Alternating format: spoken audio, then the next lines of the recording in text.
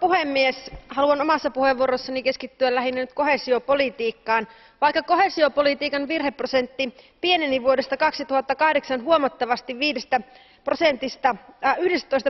noin 5%, on se edelleen se alue, jossa varainkäytössä meillä riittää haasteita.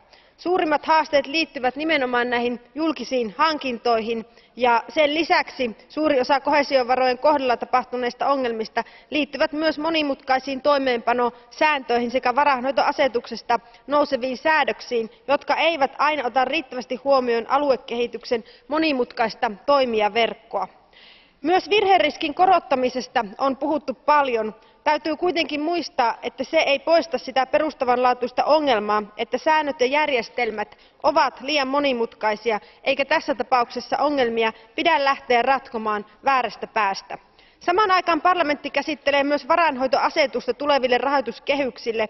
Vaikka nyt keskusteltava vastuuvapausprosessi katsookin vuoteen 2009, on tärkeää ottaa oppia huomiseen ja viimein yksinkertaistaa myös varainhoitoa.